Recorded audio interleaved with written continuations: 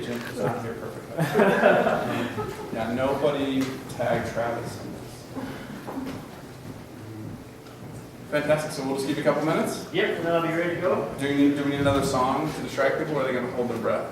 I think they should hold their breath. Okay, good. 1, 2, 3.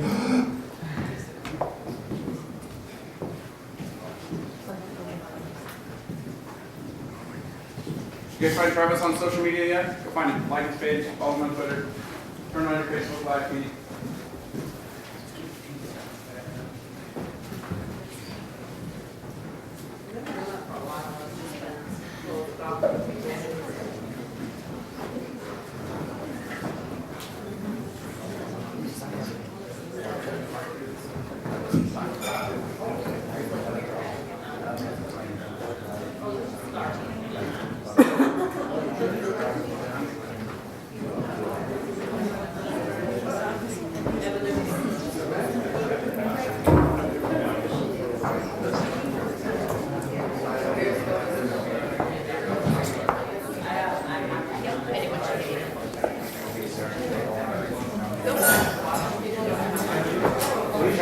Alright, let's go ahead and get this thing started. So, Clint did a pretty good introduction to myself. Gave you a little bit more feedback. So, I'm a magician. That kind of justifies what I'm doing here, so that might bring a little bit of clarity to why I'm going to do some of the things that I'm doing. But I know starting out, magic, I was pretty young. I was maybe 10 years old or so. And there's always a challenge for me to want to approach people and do different things. But I absolutely love doing magic. The reason I got into doing it is because, long story short, being a kid, mischievous, got in a lot of trouble, didn't have much to play with in my room, had a deck of cards. I started teaching myself card tricks and doing different things, fancy moves and whatnot, and I drove my family crazy. Every day is always something new, like, hey, check this out, check this out, check this out, and it was the worst thing that you could possibly see. Eventually, I came upon one trick that I did.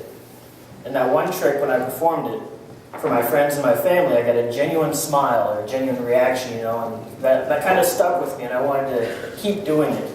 Knowing that magic could kind of implant that feeling of being a kid again into adults, that had me hooked. And so that's why I do magic today. I've been practicing magic for a little over 10 years, and I've actually been performing at what I consider professionally, getting paid for it, for about 6 to 7 years now. I moved to Sioux Falls about 5 years ago, and I took about 2 years off just to learn the area and kind of promote myself a little bit. So, as an entertainer, being up on stage, I had to learn how to speak to every one of you guys, hold people's attention.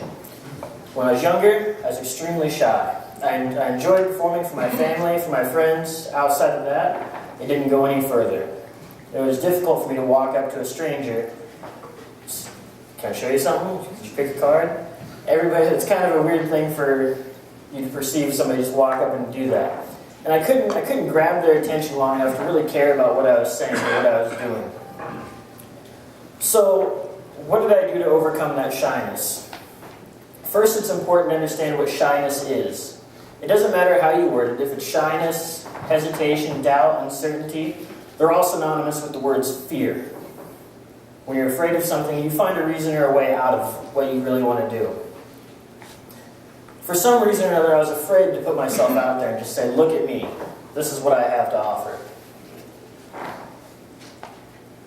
Fear comes from all sorts of different places, whether you adapt fear, you're born with fear. There's a recent study that I read that actually fear can be handed down through generation to generation. And that's something I definitely don't want to hand off to my own children. It's possible that I learned my own fear. Maybe, I actually put myself out there once when I was younger and, either got laughed at or what I said or performed wasn't accepted. Maybe I seen, somebody else do exactly what I wanted to do, and they had that same exact negative feedback. It doesn't matter where it comes from. As long as you see that negative impact of something, you're going to be hesitant to want to do that. You're not going to want to put yourself out there the same way. You're going to be afraid of the results, basically. But it doesn't matter who you are. No matter what your job is, how brave you are, how long you've been doing what you're doing. Everybody's always afraid of something. One of the most important things you can do is actually acknowledge your fear. If you just constantly go around what you're afraid of, you'll never admit to it, you'll never face your fears. And that's one of the biggest things. So ask yourself, what are you afraid of? For some of you, maybe failure, maybe regret, embarrassment. Others, it might be something a little bit more tangible, like heights or even spiders. For other you, on a business sense, it could be, investing your money or putting yourself out there, your time, and being away from your family. To put your life's work into something and just risk gambling and losing it all. Everybody's different, and I'm not going to tell you, how to change your life. You can't tell somebody not to be afraid. That's a decision you have to make for yourself. You have to wake up one day and say, I'm not going to be afraid of this anymore. I need to face this fear, and I need to combat this fear. So, if you're afraid of heights, I can't walk up to you and say, you need to go skydiving. That's not going to work.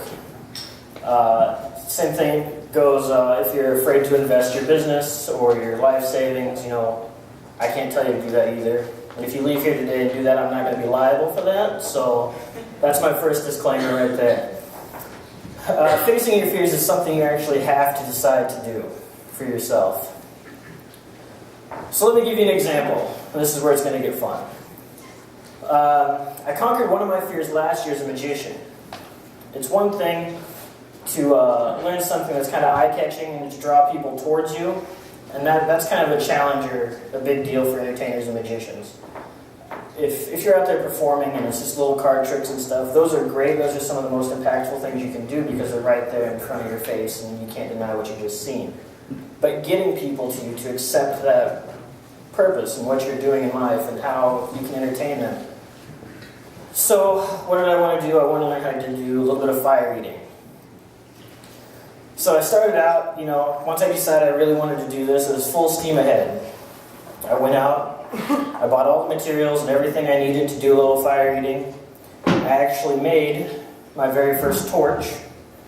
Read online how to do it. And all this is I don't know if I should tell you because I don't know if you guys should try it or not. All it is cotton wick, cotton and Kevlar wick, and then I just spun it on a piece of all thread.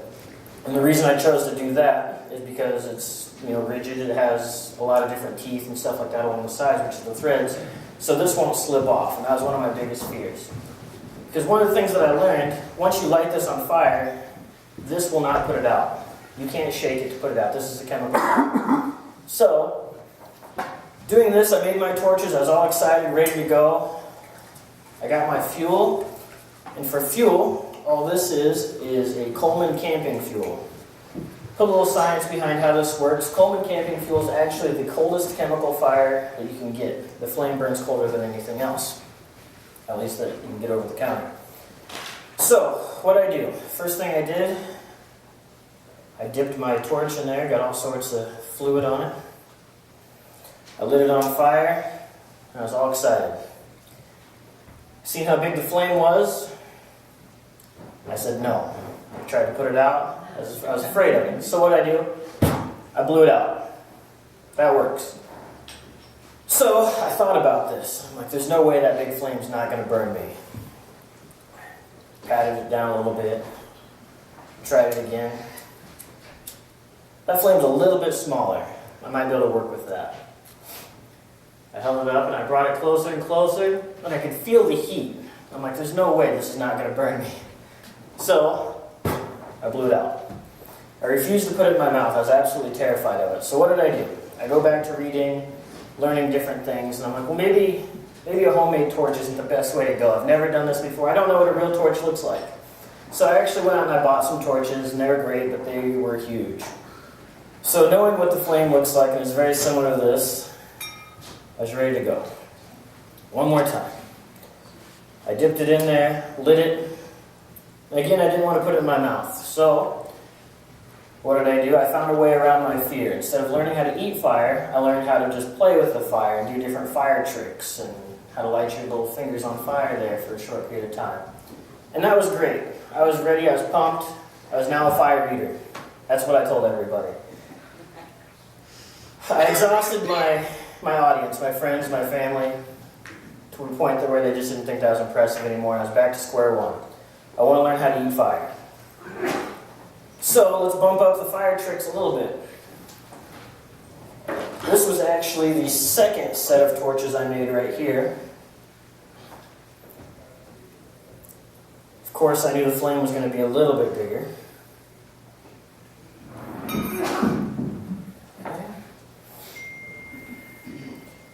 So, for this one, right there, back to the fire tricks.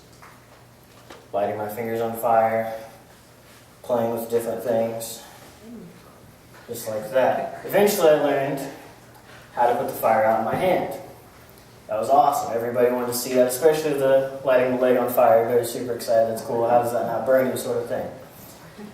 So, I'm like, now I'm going to practice actually putting it in my mouth. I'm going to take baby steps to this. I'm just going to bring it closer. I'm just going to touch it on the tip of my tongue, a little bit at a time. That really wasn't that bad. So, and a tip that I learned, the reason I keep blowing this out right here, the torch doesn't actually burn you, it's the metal rod that does. So that will get hot. So yeah, I was to the point I was ready to put it in my mouth, had no other alternatives. So at that point, that's what I had to do. So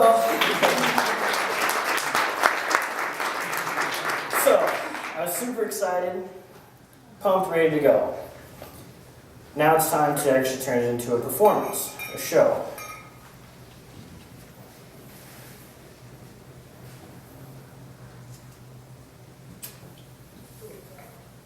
Sometimes fire eating smells like burning hair.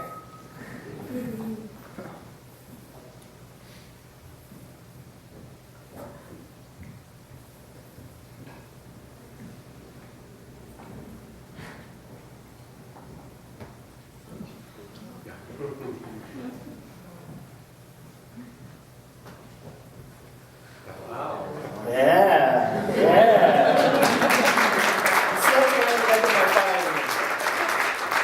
It's a very long, slow process, but I finally achieved it. It took baby steps. I found different ways around it, and I eventually got bored with the things that I was doing. I just had to bump it up.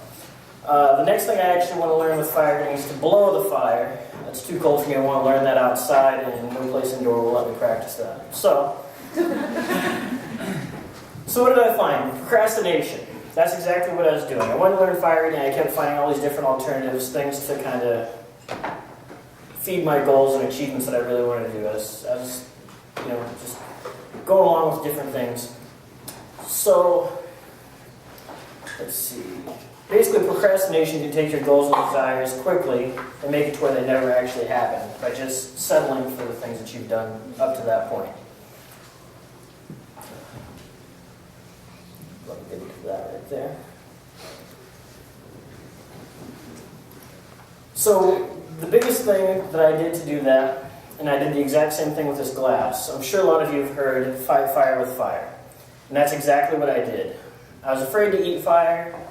I'm afraid to do this. But one of my other fears that I had was not following through with my word. Telling people this is what I'm going to do and then not do it.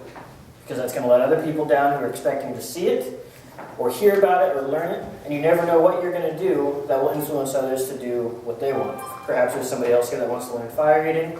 This probably just opened up a whole new world of opportunity for them actually seeing the process. So no matter what you do, take your time with it and definitely, find something else to motivate you. So mine was fear of not following through with my word.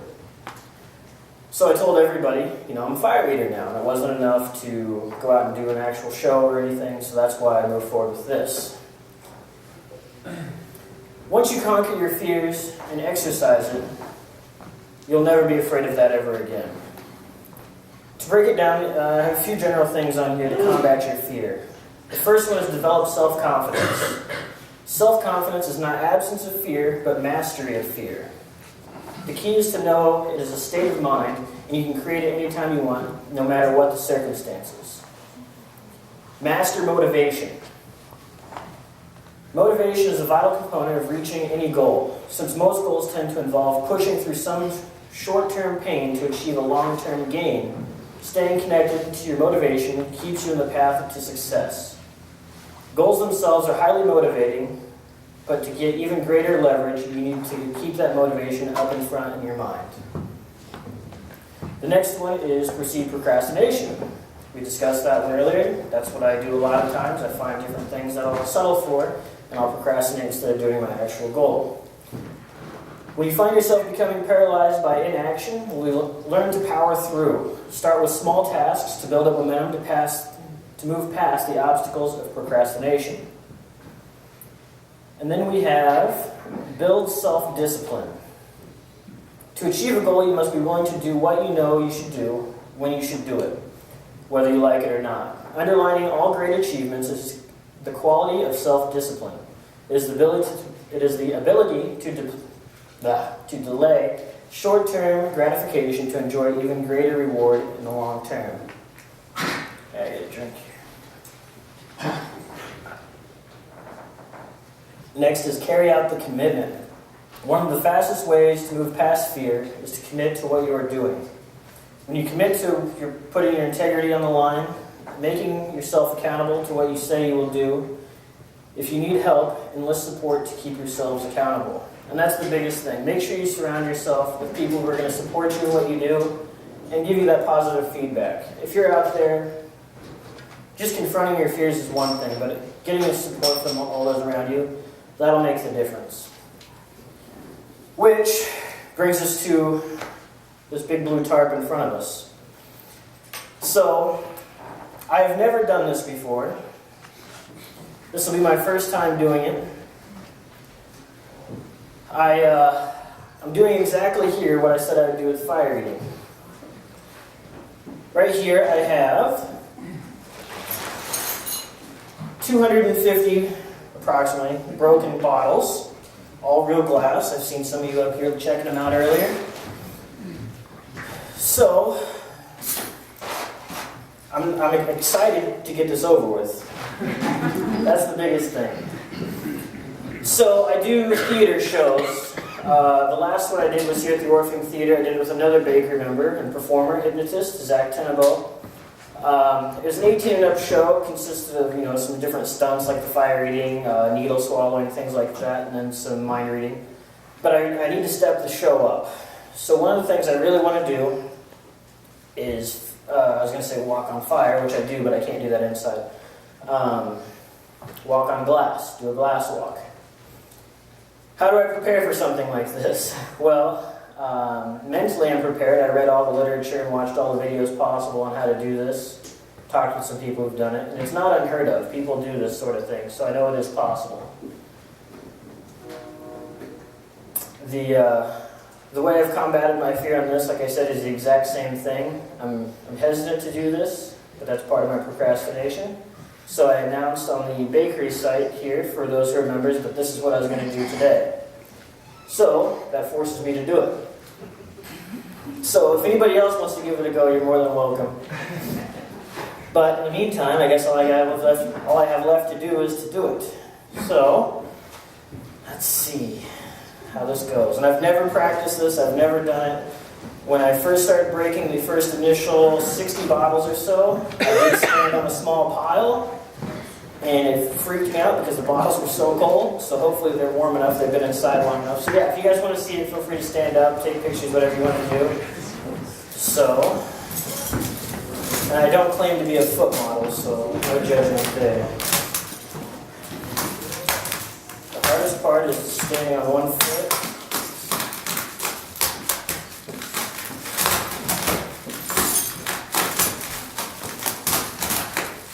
I grew up out in the country on gravel roads. I used to be able to run barefoot on gravel.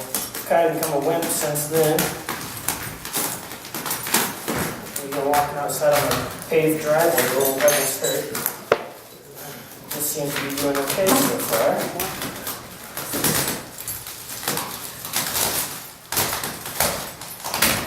Kind of tell you a little bit.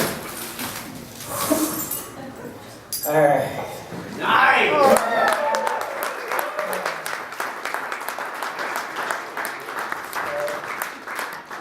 Yeah, a few little cuts and scrapes there, but I'm not bleeding, I don't think. There's a little spot, but So, now that I've done it, let me break down the science of this here, why I was confident that this would work. The thicker the glass bed, the better it is. I know that don't make sense. Let's add more glass to the equation here, and that'll make it easier. But basically the idea is the thicker it is, you put your foot on it gently, and you kind of wiggle your foot, and it all moves smooth and flat underneath your foot. Obviously I should use more glass because I wasn't anticipating it breaking that much. But there we go. If it wouldn't have been for here, I probably wouldn't have done it for another 6 months. So, and I think actually Craig posted, I wasn't planning on doing this for sure, but I think Craig, where you posted something on there that I was going to eat a light bulb. That's what I heard. I think he's promoting it. It was in discussion, so I think he kind of put me on the spot there. Before we get to that, does anybody have any questions or anything like that? I think it's very impressive to have it on a wood floor though, so you hear the cracking underneath. Right, I was going to mic it up, but I figured it'd probably be loud enough. So, Travis, what was that very first trick that you impressed people with? I still do it. It's a card trick. I don't do it very often. Basically, it's where you have somebody pick a card, and then they don't have to write it down, they don't have to remember it, whatever, they can just see it. And I take a piece of paper and I burn it. Or I can use existing ash or anything they have, and I'd rub the ash on my arm, and then their card would appear burnt on my arm. So that alone was impressive enough to keep me going. And that one, to give you an idea where I learned that and how, actually putting yourself out there helps, because doing magic I perform for family and friends. And that trick I actually learned from a foreign exchange student that was at my school. And he knew I was doing card tricks. He's like, show me something, show me something. And so I finally broke down and I showed him. He was like, can I show you one? I was like, great. I'm like, this guy, gonna take my thunder. But he showed me this one card trick and I was blown away by it. And so it took me about 6 months, and before he moved back to Russia, he finally taught me how to do that trick the last day he was in the school. And so you get somebody to teach you one thing, it'll just stick with you forever.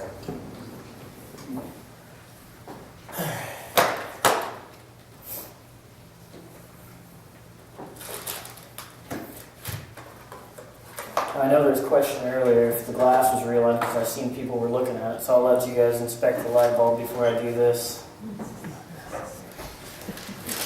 There you go. I'll just let you make sure it's a real light bulb. I want to video it.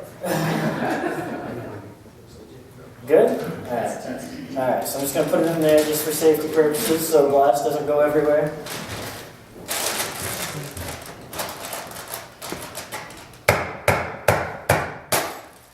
There we go.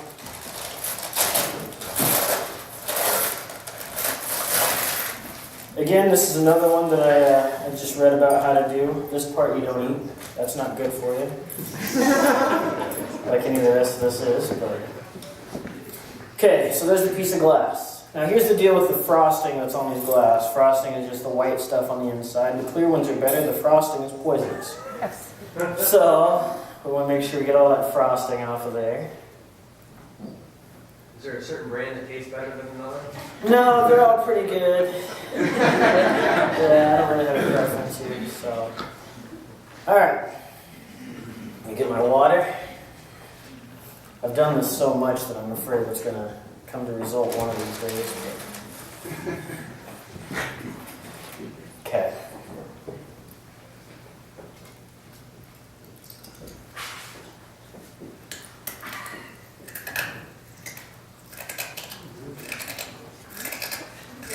Sounds really cool on the mic.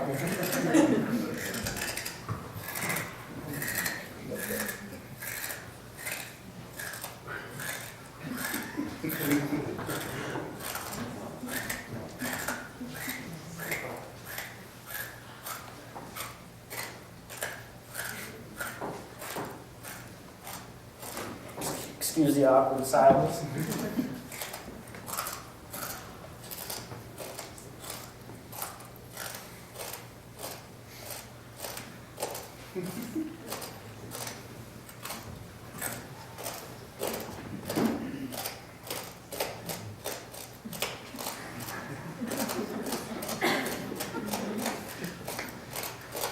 I bet your dentist just loves you.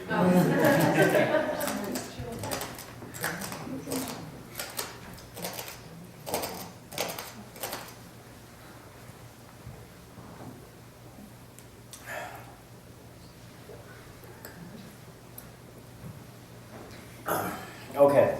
All right. Yeah. So for the most part, it's fun. I'll find little pieces throughout the day, but your comment about the dentist, it's funny, David Blaine actually does this stunt, but he's done it so frequently, like his dentist told him to just stop completely. I mean, he did it for like 6 or 7 years. He says his teeth just can't take it anymore, like they're so gouged and scraped. Yeah. So hopefully I never get to that point, but since I've been, a little piece of glass. Since I've been doing it, nobody seems to not like it, so I've been doing it more and more. It's funny how everybody wants to see you put yourself at risk. So yeah, any other questions or? Would you ever attempt anything quite like David Blaine and some of the theatrics that he goes through, like Ice Cube? Without revealing too much, there's some stuff we're working on for the next show at the Orpheum. I'm working on a couple different publicity stunts like that. Sure. I have material and all the DVDs and stuff that kind of goes through all the process and the health risks and preparations. That's going to be, it's hard to practice that because that's quite a funding to get that done. So definitely once I get ready for it, I'll be looking for sponsors. Right? Do the sleep system. Hey, if we can freeze you up on a bed in that thing. We can do it. We can do it. Is there one trick that you just absolutely want to accomplish before the end of your career? Like, is there just like one like that is top notch? My big influence into getting into doing the stunts, the first stunt that I actually did besides the fire was the needle swallowing. Who made that famous was Harry Houdini. He'd swallow 10, 20, 30 needles, whatever, and then some thread, and then pull it all out and then be threaded on the needle. I'm sure some of you have seen the pictures or seen it performed or whatever. So I've actually become kind of obsessed with Houdini and some of the stunts he did because just king of publicity, there's no internet or anything there, and he's traveled the world doing these stunts. And I'm not a big fan of escapes, like straight jackets and everything, but if you put a big enough element of danger in it, I really want to do an upside down straight jacket escape hanging from a building or something pretty high. Cool. So, but again, how do you practice that? I don't know. You have these metal posts there. Right, yeah, you guys are gonna walk in and be squirming upside down. So, Travis, when it comes to chewing. Yeah.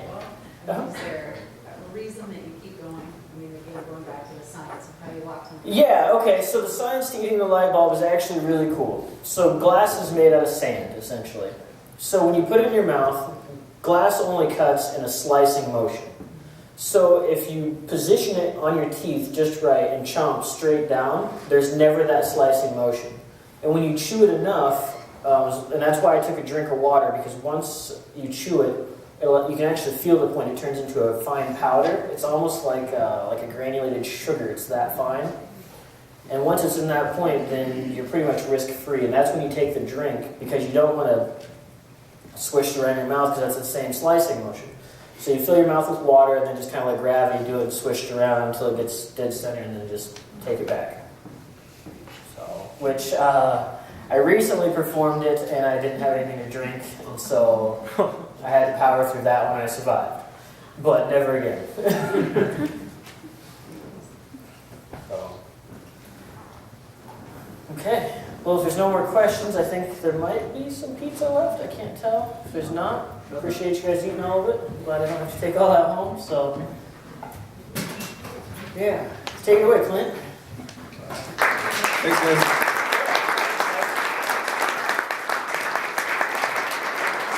You guys are welcome to hang out as long as you like. Go up there and see that that's actual glass. Yeah. If you'd like a tour, one of our team members can give you a tour today. And thanks for coming. You're welcome to hang out for the rest of the day and finish out Free Friday. Everybody, thanks for coming, and thanks to everybody that came, and Travis. We've set a new record for Free Fridays. There's 60 plus in here, so that's a big deal. And next week is Lauren Forsch. Where'd she go? There she is. American Heart Association. Come in and listen to what she's got to say. And we had a cancellation on Free Fridays for February 19th, so if anybody's interested, get a hold of me. February 19th is open, and there's also March 11th is open. And so just get a hold of me. So thanks a lot, Travis. Kind